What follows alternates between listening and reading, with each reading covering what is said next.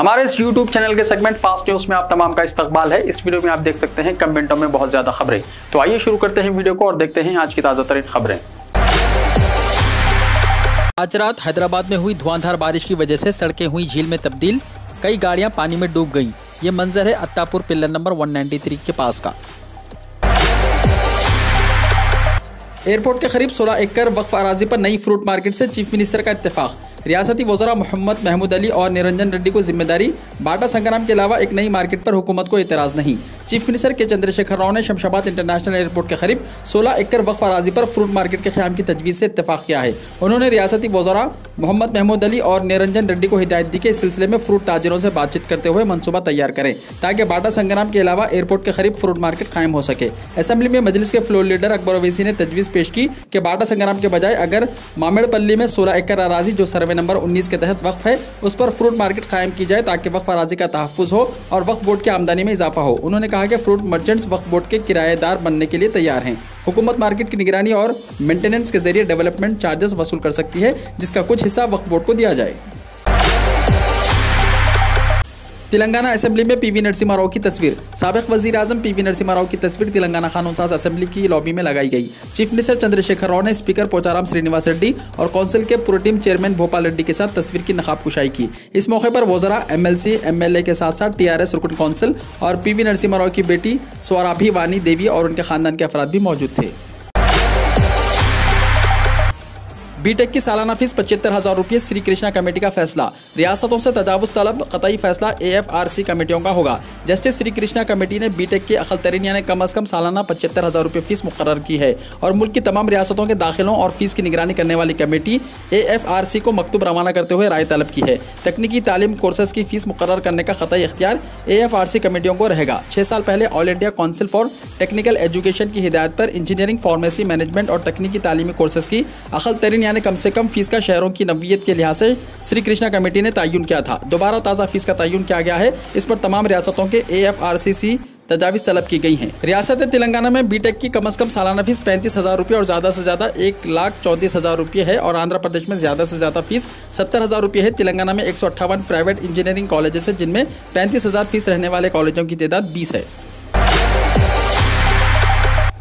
अक्टूबर, नवंबर और दिसंबर में corona virus cases में इजाफे का इशारा। त्योहारों और शादियों के मौसम में सख्ती से अमल आवरी की हिदायत। मरकजी वजारत सेहत ने दी वार्निंग। त्योहारों और शादियों के मौसम के दौरान कोरोना वायरस के वबा एक मरतबा फिर से शिद्दत इख्तियार कर सकती है। मरकजी हुकूमत के महकमे सेहत की जानिब से जारी करदा इंतबाह के बाद मुल्क की कई रियासतों में हुकूमतों की जानिब से महकमे सेहत को चौकसी इख्तियार करने की तायद की गई है।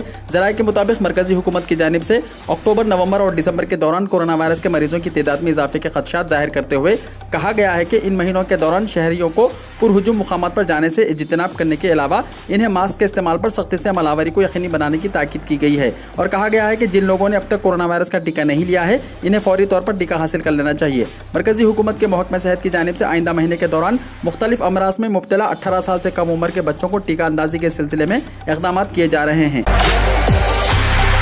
हुकूमत के पास 12 से 18 साल की उम्र के बच्चों को देने के लिए 2 टीके मौजूद हैं जिनमें से किसी एक या दोनों देने का फैसला किया जाएगा। मरकजी वजारत सेहत के इस वार्निंग पर मुल्क की कई रियासतों में दोबारा चौकसी इख्तियार करने के इक़दाम किए जा रहे हैं और कहा जा रहा है कि शादियों के मौसम के अलावा त्योहारों के दौरान एहतियात को यकीनी बनाने के लिए अवाम में शऊर उजागर किया जाएगा और इन्हें समाजी फासले की बरकरारी के साथ साथ सर्दी, नज़ला, जुकाम और दीगर अलामत की सूरत में फौरी कोरोना वायरस का मुआयना करवाने का मशवरा दिया जाएगा। तेलंगाना में डेंगू की वबा जारी है और डेंगू के अलावा कोरोना वायरस की अलामतों में कोई ज़्यादा फ़र्क नहीं है, इसलिए अवाम को ज़्यादा से ज़्यादा एहतियात के अलावा फौरी इलाज पर तवज्जो देने की ज़रूरत है। मुल्क के बेशतर रियासतों में कोरोना वायरस के तहदीदात को बतदरीज ख़त्म करने के इक़दाम किए जा रहे हैं और स्कूलों की कुशादगी के अलावा तफरीही मुकामात की कुशादगी अमल में लाई जा चुकी है। बताया जाता है कि मरकजी हुकूमत के नई वार्निंग के बाद दिल्ली, केरला के अलावा महाराष्ट्र में हुकूमत की जानिब से मास्क के लुज़ुम पर सख्ती से अमलावरी को यकीनी बनाने की ताकीद की जा रही है और अगर कोरोना वायरस के मरीजों की तादाद में इजाफा होता है तो ऐसी सूरत में हुकूमत की जानिब से दोबारा तहदीदात आयद की जाएंगी। पेट्रोल और डीजल की कीमतों के दामों से आवाम का जीना मुहाल, मुसलसल चौथे रोज भी हुआ इजाफा। पेट्रोलियम मसनूआत की बढ़ती कीमतों से पहले से परेशान आवाम को जुमे के रोज फिर से झटका लगा जब पेट्रोल के दामों में 30 पैसे और डीजल के दामों में 35 पैसे फी लीटर का इजाफा कर दिया गया। अनकरीब बगैर इंटरनेट भी डिजिटल पेमेंट मुमकिन होगा। फौरी ट्रांसफर की हद भी 5 लाख तक बढ़ा दी गई। रिजर्व बैंक ऑफ इंडिया ने जुमे के रोज अपनी 2 माहाना मालियाती पॉलिसी की जायजा रिपोर्ट पेश कर दी। मरकजी बैंक ने रेपो रेट और रिवर्स रेपो रेट में कोई तब्दीली नहीं की है, ताहम डिजिटल पेमेंट की दुनिया में इनकलाब लाने वाला एक अहम ऐलान कर दिया है। रिजर्व बैंक के गवर्नर शक्तिकांत दास ने मॉनेटरी पॉलिसी का ऐलान करते हुए कहा कि मुल्क में अब बहुत जल्द बगैर इंटरनेट के भी डिजिटल पेमेंट मुमकिन हो सकेगा। इसका मकसद दूर दराज या इंटरनेट के नेटवर्क की रिसाई से दूर इलाकों में लोगों को डिजिटल पेमेंट करने की सहूलत फराहम करना है। इससे मईशत को नकदी से पाक बनाने में भी मदद हासिल होगी।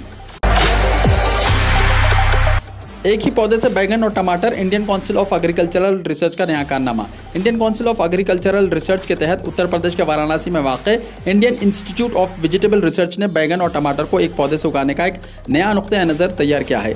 हाइब्रिड बैगन काशी संदेश और टमाटर की काशी अमान किस्म को जोड़कर एक ही पौधे के जरिए बेक वक्त 2 किस्म की तरकारी उगाने के तरीके को मुतारिफ किया है। इस नए पौधे को ज़मीन में लगाने के 15 से 18 दिन बाद टेस्ट किया गया। इस बात को यकीनी बनाने के लिए इक़दाम किए गए कि बैगन और टमाटर की टहनियाँ पौधे के इब्तदाई मराहिल में तवाज़ुन में बढ़ी। फी हेक्टर 25 टन नामियाती खाद और कीमियाई खाद NPK 150, 60, 100 फी किलोग्राम 25 टन नामियाती खाद इसके साथ टेस्ट किया गया। साइंसदानों का कहना है कि बैंगन और टमाटर पौधे लगाने के 60 से 70 दिन बाद पकने लगते हैं। तजुर्बाती मरहले में एक पौधे में औसतन 2 किलो 300 ग्राम टमाटर और 2 किलो 600 ग्राम बैंगन तोड़े गए।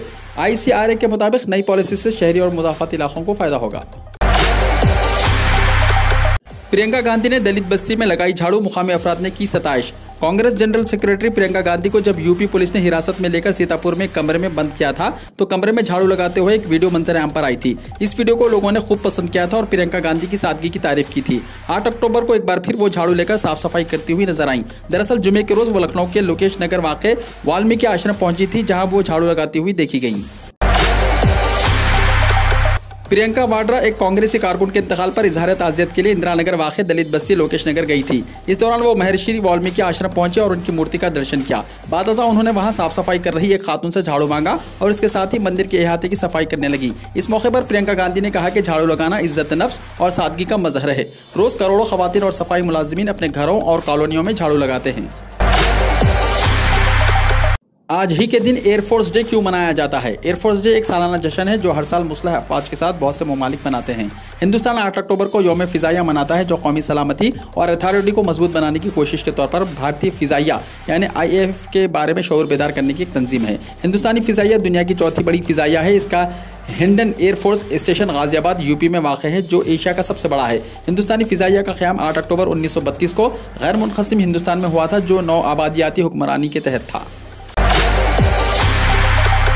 वैक्सीन नहीं ली तो दफ्तर भी नहीं आ सकते। दिल्ली डिजास्टर मैनेजमेंट अथॉरिटी ने जुमे को एक हुक्म में कहा कि दिल्ली हुकूमत के उन मुलाजिमीन को 16 अक्टूबर से दफ्तर आने की इजाज़त नहीं होगी जिन्होंने कोरोना से बचने के लिए वैक्सीन की कोई खुराक नहीं ली। हुक्म में कहा गया कि दिल्ली हुकूमत के इस तरह के तमाम मुलाजिमीन बशमूल टीचर्स और फ्रंट लाइन वर्कर्स जिन्होंने वैक्सीन हासिल नहीं की है, जब तक उन्हें वैक्सीन की खुराक नहीं मिलती उन्हें छुट्टी पर समझा जाएगा। दरियासना सुप्रीम कोर्ट ने कहा कि बच्चों को वैक्सीन के बगैर स्कूल नहीं खोले जाने चाहिए। इसमें कहा गया कि वो मुलाजिमीन जिन्होंने 15 अक्टूबर तक वैक्सीन की कम अज़ कम पहली खुराक नहीं ली है, इन्हें 16 अक्टूबर से अपने दफ्तर, इदारे, तालीमी इदारे में जाने की इजाज़त नहीं होगी जब तक कि इन्हें वैक्सीन की पहली खुराक ना मिल जाए। बिहार पंचायत इंतखाबात के दौरान पुलिस काफिले पर पथराव। बिहार पुलिस ने जुमे के सहपहर बिहार के जिले दरभंगा में सीनियर सुपरिटेंडेंट ऑफ पुलिस यानी SSP के काफिले पर पथराव करने के इल्जाम में 6 अफराद को गिरफ्तार किया है। दरभंगा SSP बाबूराम दीगर पुलिस अफसरान के साथ पंचायत इंतखाबात पुरअमन तरीके से कराने के लिए जिले में गश्त कर रहे थे। जब बाबूराम की टीम जिले के सदर इलाके में पहुंची तो कुछ शरपसंदों ने, जो कि चीफ उम्मीदवार के हामी बताए जाते हैं, पुलिस काफिले पर पथराव किया। SSP ने बताया कि अचानक पथराव की वजह से एक गाड़ी की खिड़की के शीशे टूट गए। पुलिस एहलकारों ने फौरी जवाबी कार्रवाई की और 6 अफराद को गिरफ्तार करने में कामयाब हो गए। आर्यन खान की मुश्किलात में हुआ इजाफा, अभी रहना पड़ेगा जेल में। अदालत ने जमानत अर्जी मुस्तरद कर दी। मुंबई में क्रूज पार्टी ड्रग्स पार्टी में गिरफ्तार बॉलीवुड अदाकार शाहरुख खान के बेटे आर्यन खान की मुश्किलात में मजीद इजाफा हो गया है। आर्यन खान को कुछ दिन और जेल में गुजारने होंगे। जुमे को अदालत ने आर्यन खान, अरबाज मर्चेंट और मनमन धमजिया की जमानत अर्जी को मुस्तरद कर दिया। ASG अनिल सिंह ने अदालत में NCB का मौक़िफ़ पेश किया। अदालत की कार्रवाई के बाद आर्यन खान समेत सभी मुलजिमीन को ऑर्थर रोड जेल ले जाया गया। बताया जा रहा है कि मर्द कैदियों को ऑर्थर रोड जेल और खातून कैदियों को बायकोल्ला जेल भेजा गया है। टाटा सन्स ने एयर इंडिया को सबसे ज़्यादा 18,000 करोड़ की बोली लगाकर खरीदा। टाटा सन्स ने एयर इंडिया को खरीद लिया है। कंपनी ने सरकारी एयरलाइंस को खरीदने के लिए सबसे ज़्यादा 18,000 करोड़ की बोली लगाई। इसके साथ अब टाटा सन्स के पास मुल्क में 13 एयरलाइंस हो गई हैं।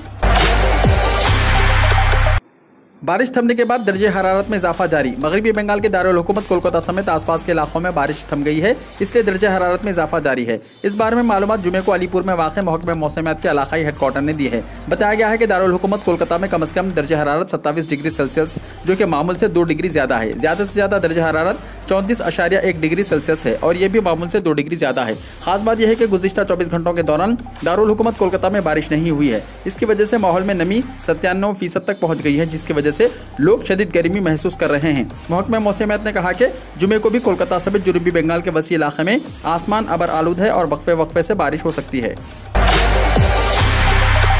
चीफ मिनिस्टर ने शहीद राजेश के खानदान को 1 करोड़ रुपए का चेक दिया। दिल्ली के वजीर आला अरविंद केजरीवाल ने जुमे को यहां रेस कोर्स क्लब में रह रहे शहीद राजेश कुमार के अहल खाना से मुलाकात करते हुए 1 करोड़ रुपए के एजाजी रकम का चेक दिया। मिस्टर केजरीवाल ने बताया कि मरहूम राजेश कुमार हिंदुस्तानी फिजाइया में खिदमत अंजाम दे रहे थे और कौम की खिदमत करते हुए एक तैयारा हादसे में शहीद हुए थे। आज उनके अहल खाना से मुलाकात की और 1 करोड़ रुपए का एजाजी चेक दिया। हम राजेश कुमार की जिंदगी की कीमत नहीं अदा कर सकते, लेकिन मुझे उम्मीद है कि इससे उनके खानदान को थोड़ी बहुत मदद मिलेगी। हमने पहले ही आनजहानी राजेश कुमार की एक बहन को सिविल डिफेंस में शामिल किया है, दूसरी बहन को नौकरी देंगे और मुस्तकबिल में भी उस खानदान का ख्याल रखेंगे। उन्होंने बताया कि अनजाने राजेश कुमार 3 जून 2019 को अरुणाचल प्रदेश में ऑपरेशनल ट्रेनिंग सार्टी के दौरान हवाई जहाज के हादसे में शहीद हो गए थे। दिल्ली हुकूमत दिल्ली के उन लोगों को 1 करोड़ रुपए का एजाज़िया देती है जो फौज में शहीद होते हैं। इसके तहत मिस्टर राजेश कुमार के खानदान को भी मदद दी गई है। सुप्रीम कोर्ट में यूपी हुकूमत की सरजनिश, बातों के बजाय कार्रवाई करने की तलकीन। सुप्रीम कोर्ट ने लखीमपुर खीरी तशद्दुद मामले की जांच में उत्तर प्रदेश हुकूमत और वहां की पुलिस के रवैये पर गहरी नाराजगी जाहिर करते हुए जुमे के रोज कहा कि सिर्फ बातों से काम नहीं चलेगा, मुलजिमिन के खिलाफ फौरी तौर पर कार्रवाई करें। Chief justice N V Ramana, justice Suryakant और जस्टिस हेमा कोहली पर मुश्तमिल बेंच ने तशद्दुद में 4 किसानों समेत 8 लोगों के मारे जाने के वाक़े को वहशाना कत्ल करार देते हुए कहा कि इस मामले की मुकम्मल हुस्सासियत और संजीदगी को पेश नज़र रखते हुए फौरी तौर पर जाँच की जाए। मरकजी वजीर का बेटा आशीष मिश्रा कब करेगा सरेंडर? लखीमपुर केस में सामने आया यह बड़ा अपडेट।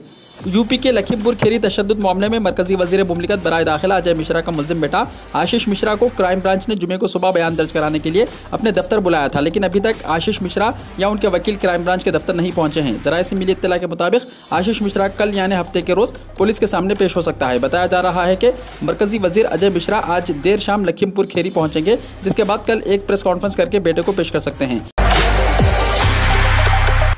जर्मनी के कोलुन शहर में अजान की इजाज़त दे दी गई। जर्मनी के शहर कोलुन में पहली मरतबा नमाज जुमा के लिए लाउड स्पीकर में अजान देने की इजाज़त फराहम कर दी गई है। यह पायलट प्रोजेक्ट या टेस्ट फेज 2 साल के लिए होगा, लेकिन अजान से पहले मसाजिद को कई शराइत पूरी करनी होगी। जर्मनी के शहर कोलुन में लाउड स्पीकर पर अजान देने के हवाले से एक 2 साल पायलट प्रोजेक्ट का आगाज़ हो गया है। लाखों की आबादी वाले शहर और इसके मुजाफात के तकरीबन 35 मसाजिद को नमाज जुमा के लिए अजान देने की इजाज़त होगी, लेकिन इस हवाले से कई शराइत भी रखी गई है, जो ये हैं। हर मस्जिद को इस हवाले से एक दरख्वास्त शहरी इंतजामिया को देनी होगी। यह अजान सिर्फ दिन के 12 बजे से लेकर दोपहर 3 बजे के दरमियान दी जा सकेगी और इसका दौरानिया ज़्यादा से ज़्यादा 5 मिनट हो सकता है। अजान देने से पहले मस्जिद की इंतजामिया को हमसाये में मौजूद घरों को इत्तला फराहम करना होगी और ऐसा पॉम्फलेट के जरिए भी किया जा सकता है। शिकायत की सूरत में राब्ते के लिए एक शख्स की तैनाती ज़रूरी है। शहर में हर मस्जिद के मुकाम के लिहाज से शहरी इंतजामिया खुद ये तय करेगी कि स्पीकर की आवाज़ किस खतर बुलंद होनी चाहिए।